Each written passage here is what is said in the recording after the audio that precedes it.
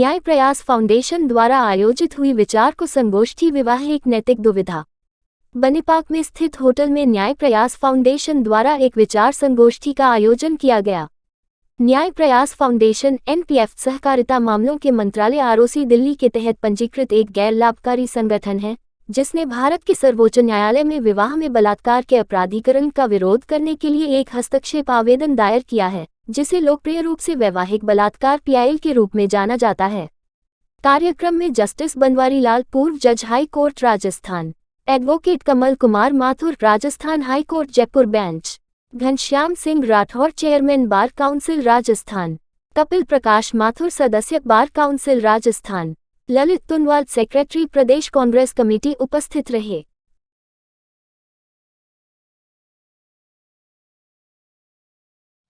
न्याय प्रयास फाउंडेशन 2022 में बनी है और हम लोग जेंडर इक्वालिटी पे, सुसाइड प्रिवेंशन पे काम करते हैं। और हमारा जो मेन ऑब्जेक्टिव है कि जेंडर बायस लॉज को हटाना और equality between all the genders, ये हमारा एक मेजर ऑब्जेक्टिव है। हम लोग इसी पे काम करते हैं।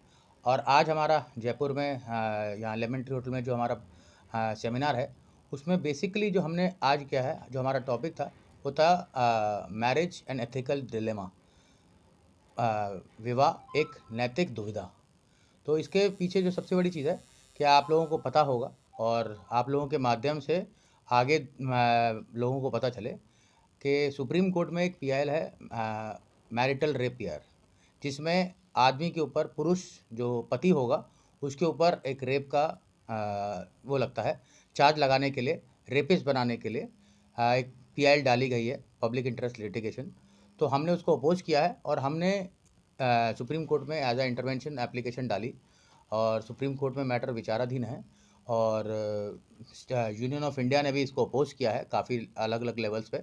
और सबसे बड़ी चीज़ है कि जो हमारे हिंदुस्तान में मैरिज कल्चर है, एक सेक्रेमेंटल है, एक विवाह को एक सूत्रधार माना जाता है आगे सोसाइटी के लिए। तो ऐसा ना हो कि ये मैरिटल रेप आए और पुरुषों के ऊपर रेप का चार्ज लगे। और क्योंकि आप लोग जानते होंगे रेप में बेल नहीं होती है इतनी आसानी से, पहले आदमी को अरेस्ट किया जाता है, उसका ट्रायल फेस करना पड़ता है। हमारे देश में जो कानून है, प्रावधान जो है एविडेंस एक्ट में ले लीजिए या बाकी जगह पे, 2018 में यूनियन ऑफ इंडिया ने एक अमेंडमेंट लाए जिसमें बेल में 2018 के बाद बेल मिलना काफ़ी हद तक मुश्किल हो गया। लोअर कोर्ट्स बेल नहीं दे पा रहे, हाई कोर्ट्स फ्लडेड हैं, भरमार है रेप केसेस में।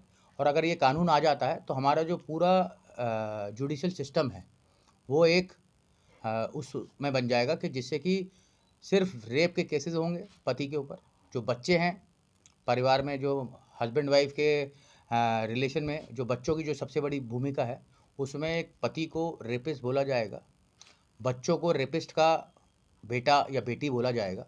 तो हमें उस चीज़ को बचाना है, अपनी सोसाइटी को बचाना है। और जो हमारा एनसीआरबी का डाटा भी बोलता है कि सुसाइड होता है हर 8 मिनट में, हर 8 मिनट में एक पुरुष सुसाइड करता है। तो हम बेसिकली काम करते हैं सुसाइड प्रिवेंशन के लिए। हमारी एक हेल्पलाइन भी है जिसमें हम 24/7 चलाते हैं। अगर कोई भी सुसाइड प्रिवेंशन में जाते हैं, बहुत सारे थानों में हमने सुसाइड प्रिवेंशन के लिए दिया है और बहुत सारे एजुकेशन इंस्टीट्यूट में हमने सुसाइड प्रिवेंशन के लिए काम किया है। तो हमारा मेन ऑब्जेक्टिव है सुसाइड प्रिवेंशन। और मेल सुसाइड इतना ज़्यादा हो गया, 8 मिनट में एक आदमी अपनी जान दे रहा है, तो उसे बचाने के लिए तो फाउंडेशन का क्या प्रयास है और अब तक क्या एक्सपीरियंस है? हमने अपनी तरफ से, न्याय प्रयास फाउंडेशन की तरफ से सुप्रीम कोर्ट में एक याचिका दायर करी है, अब उसको अपोज किया है और मैटर अभी सुप्रीम कोर्ट में है, तो विचाराधीन है।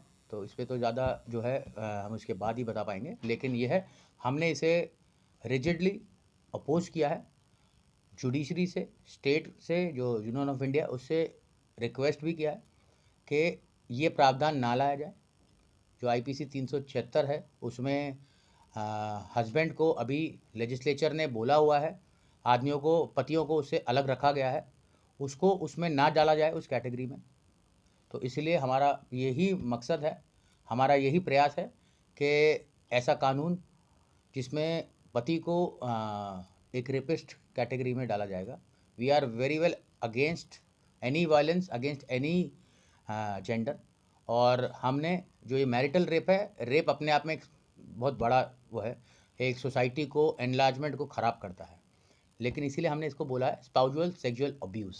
अंतिम सवाल, जो आज जज साहब आपकी टीम के स्टेटमेंट में रहे, जी, उनके क्या विचार रहे इस बारे जज साहब से हमारा बहुत अच्छा डिस्कशन हुआ।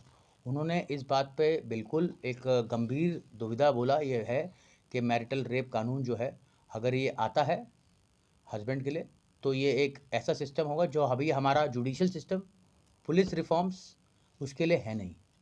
थाने में और सीआरपीसी में बदलाव करने पड़ेंगे उन्होंने बोला।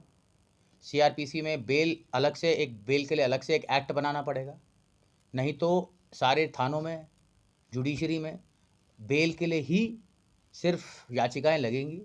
तो अभी हमारा देश जो विवाह को एक नैतिक वो बोलता है, वो चीज़ नहीं होगी, ख़त्म हो जाएगी।